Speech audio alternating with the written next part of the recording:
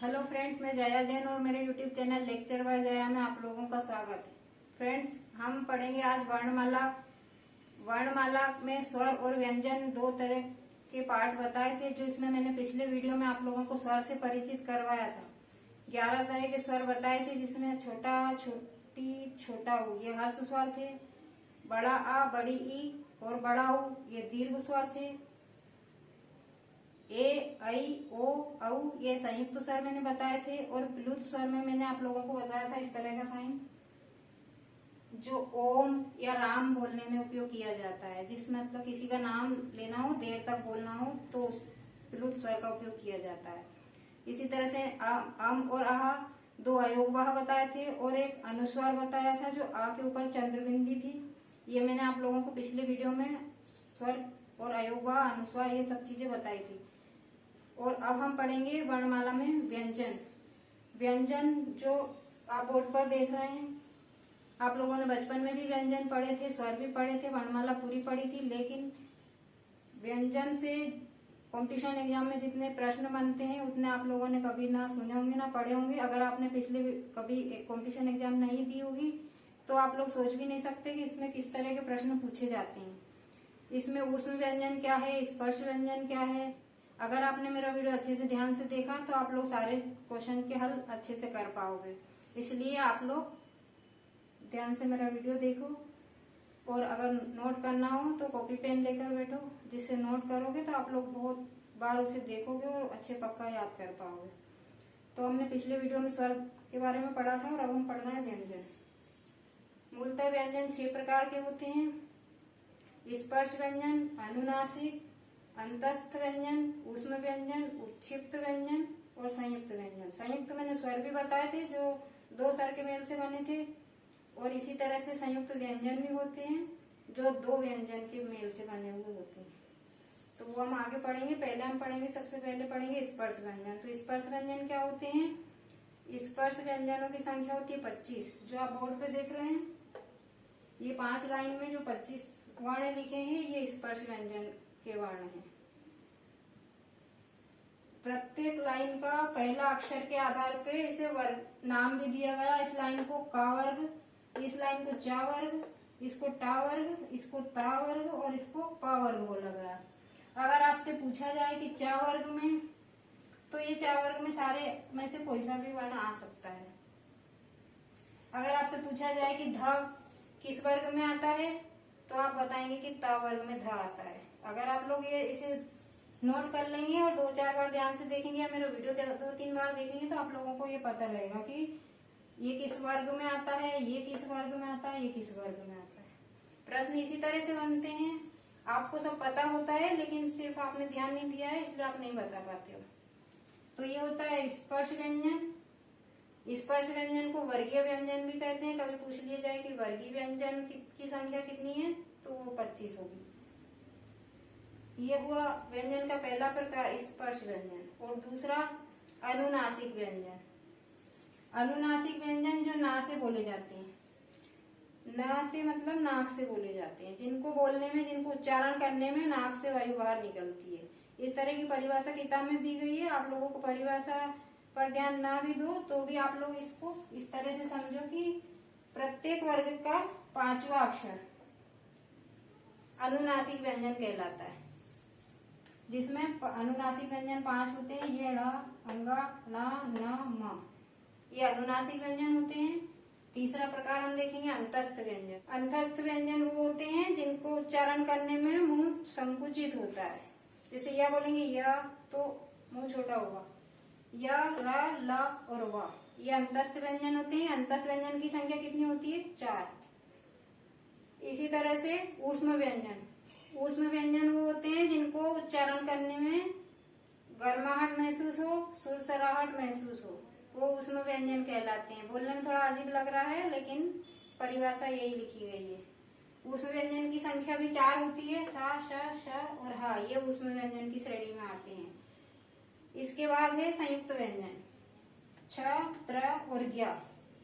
संयुक्त व्यंजन की संख्या इसमें 3 बताई गई है, लेकिन एक और होता है श्र। संयुक्त व्यंजन की श्रेणी में श्र भी आता है। और छ, त्र और ज्ञ और ये श्र, ये 4 संयुक्त व्यंजन होते हैं। छ का और शा से का प्लस शा, ये इससे मिलकर ये वाला छ बनता है। छत्रज्ञ वाला छ का प्लस शा से षटकोण वाले शा से मिलकर बनता है। ता प्लस रा से त्र बनता है। ज प्लस यहाँ से ज्ञानी का बनता है और सा प्लस रा से श्र बनता है। इन सबके नीचे आपको पहले अक्षर में हलंत लगाना जरूरी है।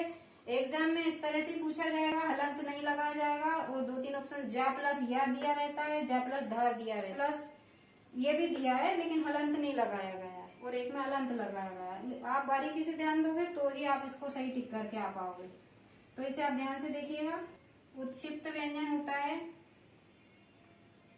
ड और ढ, ये 2 उत्क्षिप्त व्यंजन होते हैं।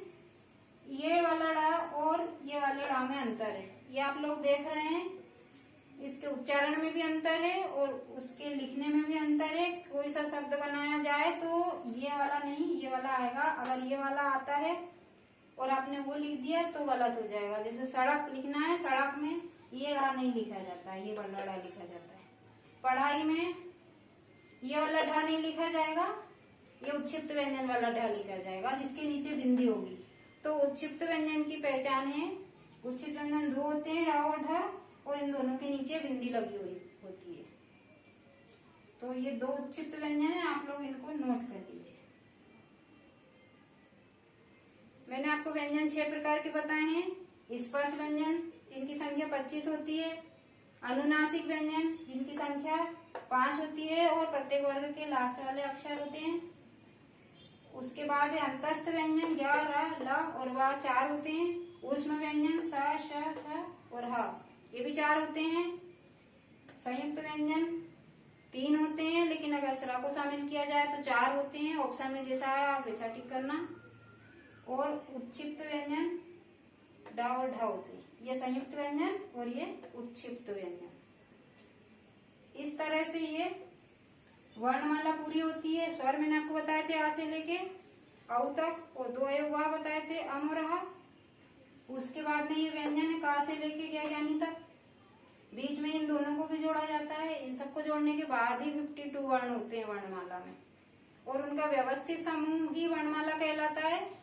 का के बाद ख ही आएगा, ग के बाद घ ही आएगा।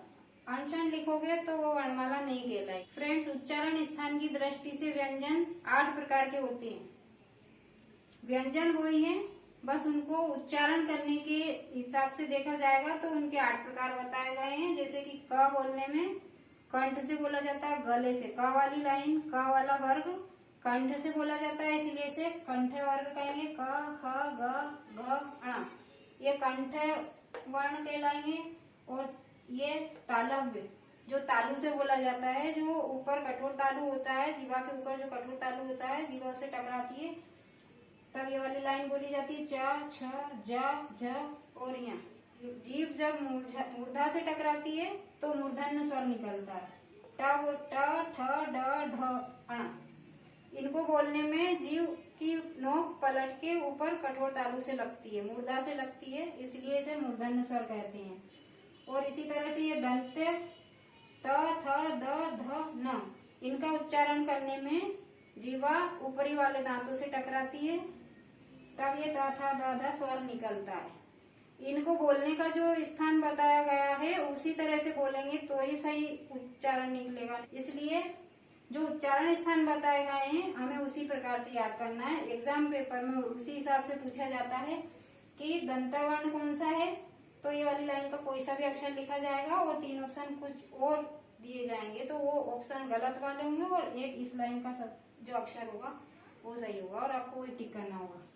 इसी तरह से ओष्ठ, दोनों ओठों को जब वायु बाहर निकालते हैं तो प, फ वाली लाइन बोला उच्चारण होती है। और इसी तरह से दंतोष्ठ, व, दंतोष्ठ मीन्स दांत और ओठों से बोला जाए, व बोलने में निचला ओठ ऊपरी दांतों से टच करेगा तो व बोलेगा। ये वाला बहुत महत्वपूर्ण वर्ण है, इसे बहुत ध्यान से याद करिएगा क्योंकि यही पूछा जाता है एग्जाम में, मैंने कई पेपर में भी देखा है। और वत्स, न, र और ला, ये 3 शब्द वत्स ध्वनि में आते हैं। काकल्य या फिर स्वर यंत्र मुखी, ये वाला वर्ण है ह। अगर पूछा जाए कि स्वर यंत्र मुखी वर्ण कौन सा है तो आप बताएंगे कि ह। व्यंजन का टॉपिक यहीं पे खत्म नहीं होता है, व्यंजन में से कुछ प्रश्न और भी बनते हैं, जिस तरह के अघोष व्यंजन कौन से होते हैं और घोष व्यंजन कौन से होते हैं। तो किसी भी वर्ग का पहला दूसरा अक्षर अघोष श्रेणी में आता है और तीनों तरह के स, ये अघोष व्यंजन कहलाते हैं। और ये घोष, सघोष या संघर्षी एक ही के 3 नाम है। किसी भी वर्ग के तीसरे चौथे और वर्ण को सघोष, घोष या संघर्षी व्यंजन कहते हैं। और इसमें य, र, ल, व और ह भी शामिल है। ये हैं अघोष व्यंजन और ये सघोष व्यंजन। अल्प प्राण और महाप्राण पढ़ेंगे तो प्राण का अर्थ यहाँ पे हवा है। किसी भी अक्षर को बोलने में, वर्ण को बोलने में कम वायु निकलती है वो अल्प प्राण कहलाते हैं, और जिनके उच्चारण में अधिक वायु निकलती है वो महाप्राण कहलाते हैं। ये चीजें आप खुद देखोगे या बोलोगे, उच्चारण करोगे तो आप खुद समझोगे। किसी भी वर्ग का पहला, तीसरा और पांचवा अक्षर अल्प प्राण कहलाता है। कौन कौन सा? ये पहली लाइन, तीसरी लाइन और पांचवी लाइन, ये अल्प प्राण की श्रेणी में आते हैं। यहाँ पे मैं आप लोगों को समझने के लिए एक लिख देती हूँ। एक मीन्स बोलना अल्प प्राण। और किसी भी लाइन का दूसरा और चौथा वर्ण, किसी भी वर्ग का दूसरा और चौथा वर्ण महाप्राण की श्रेणी में आता है। 2 लिख रही हूँ, इसको समझना महाप्राण। इनको बोलेंगे और इनको बोलेंगे, दोनों में बोलने में बहुत डिफरेंस होगा। जैसे क और ख, दोनों को बोलने में पता चल रहा है कि एक को बोलने में कम वायु निकल रही है बाहर और दूसरे को बोलने में मुख से अधिक वायु निकल रही है। जैसे कि ख, घ, छ, झ, ठ, ढ, थ, ध, फ और भ, ये सब महाप्राण की श्रेणी में आएंगे। इनके अलावा महाप्राण में कुछ और भी वर्ण आते हैं। तो अल्प प्राण कौन कौन से होंगे?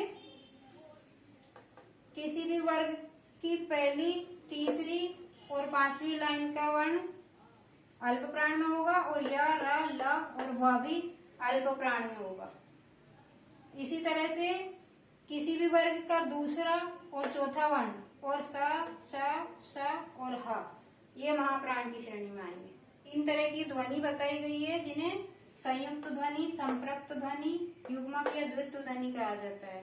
तो संयुक्त ध्वनि में प्राण, क्लांत, ऐसे जिनके शब्द के पहले आधा अक्षर आता है वो संयुक्त ध्वनि।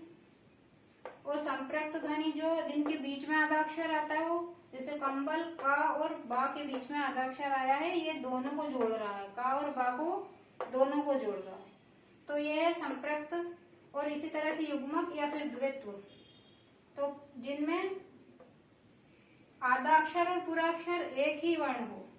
प्रफुल्ल, अक्षुण्ण, प्रसन्नता, इन तीनों उदाहरण में आपने एक ये बात देखी होगी कि इसमें आधे अक्षर और पूरा अक्षर एक ही श्रेणी का, एक ही वर्ण है। तो इस तरह से द्वित्व, युग्मक, ये भी ध्वनि है। इसका प्रश्न मैंने किसी एग्जाम पेपर में देखा है, इसलिए आप लोग इसको भी ध्यान से देखना। और आप लोगों को मेरा पूरा टॉपिक समझ में आया होगा। अगर मेरा वीडियो अच्छा लगा हो तो लाइक करना, मेरे चैनल को सब्सक्राइब करना, जिससे मेरे अगले वीडियो का नोटिफिकेशन आपको मिलता रहे और आपको अच्छे से एग्जाम की तैयारी करने को मिले। इसी के साथ धन्यवाद दोस्तों।